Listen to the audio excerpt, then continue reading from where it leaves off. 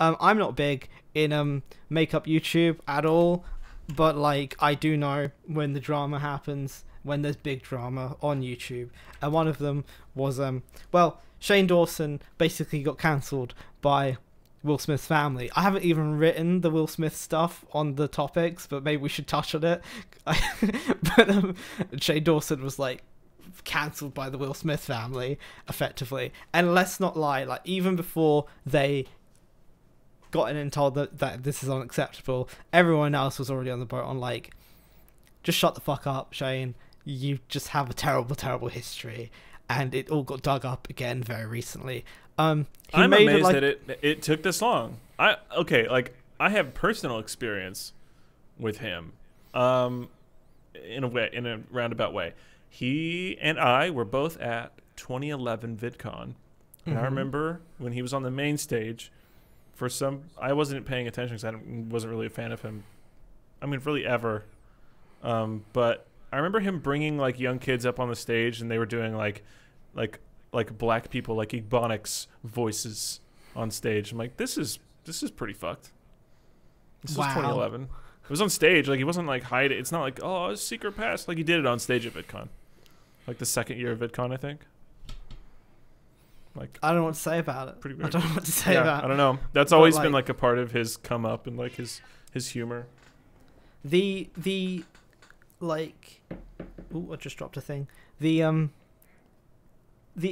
problematic stuff. I'm trying to get it out. The problematic stuff was all like, the videos were privatized. So like there was all the blackface videos and all like the cringy things. They were all like taken down. So I didn't know. I thought it was just like he said this one cringy thing once, or he did blackface this one time. No, wrong. He did blackface a few times, quite a few times. He built his channel off of doing blackface, and it was pretty heinous. And we're not talking about like freaking Tropic Thunder time, like 2000 something. We're talking about in the last 10 years, in the 2010s. It was not far away. And he had that ghetto girl character. Pretty annoying. Yeah. Never was a fan of that. And what really fucking amazed me, and I'm sort of regretting not setting up the screen capture stuff now because it would have been good to play. You remember there was that meme that was like, Shane hit his cat, and then it was Shane fucked his cat. So I had never realized that he actually said something on like his podcast way back when in like 2013, and I played it, and it was like so convincingly like it's like he jokes in it, but also it's pretty convincing that he really did take his dick out and come on his cat. And like the way he says it is like almost not a joke, like he doubles down on it like in a non-joking way. And I was like, that's fucked. That is really fucked. I remember at the time that originally came, when that like initially resurfaced, I'm like, obviously he didn't do that. Like he was obviously like, he must have been kidding. He was just he just was edgy back then. That's a fact. But now seeing, and we should also mention this, I don't think we touched on this enough. So blackface was a part of his history that's come up that's not good. But I think the most prevalent part of his history and the reason that the Smith family is super not a fan of him is this constant, he just talked about like pedophilia constantly in like a relatively positive light in several instances. Like if you were to take any of those things a lot, like maybe this was the only time he talked about it, it's just like, well, that's just like 2010 edginess. Like that's just like what humor was for some circles back then. It was shitty, and it was low-hanging fruit to just be shocking, but that was just like common humor back then. But with him, it just kept coming up. He just kept talking about pedophilia over and over again. Like if there was he had like a show with like a character that's like a puppet. She's like a 9-year-old girl. There's this like weird video with him and like one of the Fine brothers, and they were just like making weird jokes about just sexual gestures at this like 9-year-old character doll. It's fucking weird, man. It's weird. And It's weird. the other thing is, so I sort of didn't really explain why the Will Smith family had it. It's because he did like a funny clip, not a funny clip, he thought it was funny, of him like pretending to masturbate over Willow Smith back when she released the video, the music video, Whip Your Hair Back and Forth. But there's one really creepy thing that is he was on his podcast, a different clip.